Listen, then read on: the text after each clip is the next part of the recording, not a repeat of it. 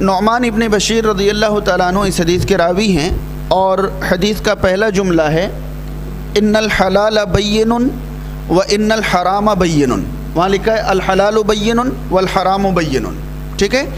شریعت کے بارے میں، اسلام کے بارے میں رسول کریم صلی اللہ علیہ وسلم نے فرمایا کہ حلال کلیئر ہیں، واضح ہیں، اور حرام کلیئر ہیں، واضح ہیں۔ مسلمانوں پر کیا چیزیں حلال ہیں اور کیا چیزیں حرام ہیں یہ بالکل کلیئر ہیں، بالکل واضح ہیں۔ مثلا کھانا پینا، پھل فروٹ وغیرہ یہ سب حلال ہیں، بالکل کلیئر ہے، کوئی اس میں کسی کو شک اور شبہ نہیں ہے۔ جو چیزیں حرام ہیں، چوری، زنا، شراب وغیرہ جو حرام ہیں وہ کلیئر ہیں، وہ سب کو معلوم ہے کہ کیا چیزیں حرام ہیں۔ میں آپ کو اصولی طور پر بتاؤں کہ کیا چیزیں حلال ہیں اور کیا چیزیں حرام ہیں۔ کل ایک سوال کے جواب میں نے کہا تھا کہ عبادات میں اصلاً منع ہے جب تک کرنے کی دلیل نہ مل جائے، اور اشیاء میں یعنی حلال حرام کا جہاں معاملہ آئے گا وہاں اسلام میں اصلاً دنیا کی ساری چیزیں حلال ہیں، دنیا کی ساری چیزیں حلال ہیں جب تک حرام ہونے کی دلیل نہ ملے۔ بات سمجھ میں آ رہی ہے؟ یعنی جب ہم اللہ کو راضی کرنے کے لیے کوئی عمل کریں گے تو ہم یہ نہیں کہہ سکتے کہ اس عمل سے منع کہاں ہے، بلکہ عمل کرنے کے لیے، عبادت کرنے کے لیے ہمیں اس عبادت کی کیا چاہیے؟ دلیل چاہیے۔ جب تک دلیل نہیں ہوگی ہم اللہ کو راضی کرنے کے لیے کوئی عمل نہیں کر سکتے۔ لیکن جہاں باری اشیاء کی آئے گی، چیزوں کی، یہ چیزیں حلال ہیں، یہ چیز حرام ہے، یہ حلال ہے، یہ حرام ہے، تو وہاں معاملہ بالکل الٹا ہوگا کہ اشیاء اصلاً ساری کی ساری حلال ہیں، دنیا کی تمام چیزیں اصل میں کیا ہیں؟ حلال، جب تک اس کے حرام ہونے کی دلیل نہ ملے۔ آج کوئی ابھی آم کا موسم ہے، کوئی آم کھا رہا ہو، خوب جی بھر کے کھا رہا ہے، کسی نے پوچھا بھئی آم حلال ہے یا حرام، پہلے یہ بھی جان لیا آپ نے کہا بھئی حلال ہے، دنیا کھاتی ہے۔ اب وہ کہے حدیث پیش کرو۔ آپ صلی اللہ علیہ وسلم کے زمانے میں آم پایا جاتا تھا، وہاں عرب میں آم تھا ہی نہیں۔ آپ کو آم کی عربی بھی قرآن اور حدیث میں نہیں ملے گی، وہ تو آج کل وہاں کے لوگوں نے مینگو کو عربی بنا دیا مانجو۔ آم کو عرب کے لوگ مانجو کہتے ہیں، کیونکہ عربی میں مینگو، عربی میں آم کے لیے کوئی عربی موجود نہیں، وہاں آم نہیں پایا جاتا۔ اب ہم سے کوئی کہتے کہ بھئی آم کھا رہے ہو، آپ اس کی حدیث پیش کرو، آپ تو کہتے ہو کہ ہم قرآن اور حدیث پہ چلتے ہیں تو اس کی حدیث پیش کرو، تو ہمارے پاس اس کی دلیل یہ ہے کہ اس کے حرام ہونے کی کوئی دلیل نہیں ہے، یہی اس کے حلال ہونے کی دلیل ہے۔ اصل میں دشواری یہاں پیش آتی ہے جب ہم ایسا بتاتے ہیں کہ جو چیزیں حرام نہیں ہیں وہ کیا ہیں؟ حلال ہیں، تو بہت سارے لوگ اسی طریقے سے یہ کہتے ہیں کہ جو چیزیں منع نہیں ہیں آپ وہ عمل اللہ کے لیے کر سکتے ہو، یعنی اشیاء کی مثال عبادت میں پیش کرتے ہیں، اشیاء کی مثال عبادت میں پیش کرتے ہیں، جبکہ اسلام کو سمجھنے کے لیے یہ دو بنیادیں آپ کے ذہن میں رہے۔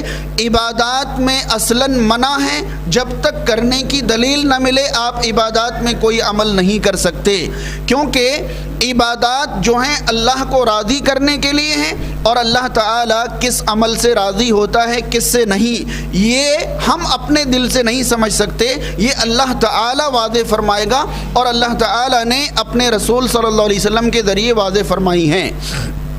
یہاں ایک چیز میں آپ کو بتاؤں، ایک سوال ہے آپ سے، بالکل آسان سا سوال۔ ایک کمپنی کے ایک ہی کوالٹی کے 5 کپڑے الگ الگ رنگ کے رکھ دیے جائیں، ٹھیک ہے، اور 5 لوگوں سے پوچھا جائے کہ ان میں سب سے بہترین کلر کون سا ہے، تو کیا ضروری ہے کہ 5 کا جواب ایک ہو؟ ضروری ہے؟ بات نہیں سمجھ میں آئی؟ ایک ہی کمپنی کے ایک ہی کوالٹی کے کپڑے 5 رنگ کے رکھ دیے جائیں، 5 کلر کے، اور 5 لوگوں سے پوچھا جائے کہ ان میں سب سے اچھا کلر کون سا ہے، تو ممکن ہے کہ ایک کا جواب الگ ہو، ایک کا جواب الگ ہو، ایک کا جواب الگ، کیونکہ کون سا کلر سب سے اچھا ہے یہ کہیں کتاب میں نہیں لکھا ہوا ہے، یہ تو ان کی پسند پر ڈیپینڈ کرتا ہے، ٹھیک ہے۔ میں نے یہ مثال دی ہے، اللہ تعالیٰ کس کام سے راضی ہوگا کس کام سے نہیں، یہ صرف اللہ جانتا ہے، یا میں طے کروں گا کہ اللہ کو کون سا کلر پسند ہے؟ میں طے کر سکتا ہوں کون سا عمل پسند ہے، کون سا کام پسند ہے، یہ صرف اور صرف کون طے کرے گا؟ اللہ تعالیٰ، اور اللہ تعالیٰ نے عبادات طے کرنے کے لیے رسول مکرم صلی اللہ علیہ وسلم کو منتخب فرمایا۔ اللہ تعالیٰ کن کاموں سے راضی ہوگا یہ رسول کریم صلی اللہ علیہ وسلم کے ذریعے بتلا دیا پوری امت کو۔ اب امت ان بتائی ہوئی چیزوں کے علاوہ اور کچھ نہیں کر سکتی، یا پھر یہ ایسا ہوگا جیسے ہم اپنی پسند اللہ تعالیٰ پر تھوپ رہے ہیں۔ ہم اپنی پسند، یعنی ہمیں کوئی کام اچھا لگ رہا ہے اور ہم کہہ رہے ہیں اللہ اسے تو پسند کر لے، کیوں نہیں کرے گا؟ مجھے پسند ہے تو کیوں نہیں کرے گا؟ اللہ تعالیٰ کو جو پسند تھا اللہ تعالیٰ نے رسول کریم صلی اللہ علیہ وسلم کے ذریعے بتلا دیا۔ ٹھیک ہے، تو حلال واضح ہے، حرام واضح ہے۔ اس میں دو باتیں آپ کو ذہن میں رکھنی ہیں۔ پہلی بات یہ کہ حلال کی دلیل تلاش کرنے کی ضرورت نہیں ہے۔ جو چیزیں حرام نہیں ہیں وہ خود بخود کیا ہیں؟ حلال ہیں۔ جو چیزیں حرام نہیں ہیں وہ خود بخود حلال ہیں۔ میں قرآن مجید سے آپ کو دو مثال دیتا ہوں۔ پہلی مثال یہ، سورۃ النساء کے اندر اللہ تعالیٰ نے حرام رشتوں کا ذکر فرمایا۔ مردوں کے لیے کن سے نکاح کرنا حرام ہے ان کا ذکر فرمایا۔ حرم علیکم امہاتکم و بناتکم و اخواتکم و خالاتکم، تمہاری مائیں، تمہاری بیٹیاں، تمہاری خالائیں، تمہاری پھوپھیاں، تمہاری بھتیجیاں، تمہاری بھانجیاں حرام ہے۔ ایک آیت میں حرام رشتوں کی پوری تفصیل بتا دی، ٹھیک ہے، کہ یہ تمہارے اوپر حرام ہیں۔ اگلی آیت میں اللہ تعالیٰ نے یہ فرمایا کہ ان عورتوں کے علاوہ بھی جو عورتیں کسی شوہر کے انڈر میں ہو، ماتحت میں ہو، وہ تمہارے اوپر حرام ہے۔ سمجھ رہے ہیں؟ دنیا کی کوئی بھی عورت جو کسی شوہر کی بیوی ہو وہ کسی مرد کے لیے حلال نہیں ہے۔ اس کے بعد اللہ تعالیٰ نے فرمایا وَأُحِلَّ لَكُم مَّا وَرَاءَ ذَلِكُم، اس کے علاوہ جتنی عورتیں سب تم پر حلال ہیں۔ تو حلال کی ڈیٹیل بتائی ہے، حرام کی، حرام کی بتائی۔ حرام یہ ہے، جو حرام نہیں ہے وہ سب تمہارے اوپر کیا ہے؟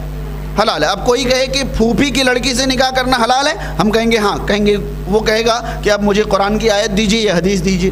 میں ان سے یہ کہوں گا کہ پھوپھی کی لڑکی کا ذکر حرام رشتوں میں نہیں ہے، یہی اس کے حلال ہونے کی دلیل ہے، ٹھیک ہے۔ لیکن عبادات میں یہ فارمولا چلے گا کیا؟ نہیں چلے گا۔ عبادات میں کرنے کی دلیل ہونی چاہیے، منع کی نہیں۔ جب تک عبادات میں، یعنی اللہ کو راضی کرنے کے لیے جو عمل ہم کریں گے، جب تک اس کے کرنے کی دلیل نہ ہو، جب تک ہم عبادات میں کوئی عمل نہیں کر سکتے۔ لیکن اشیاء میں حرام کی دلیل تلاش کی جائے گی، حلال کی دلیل تلاش میں نے بہت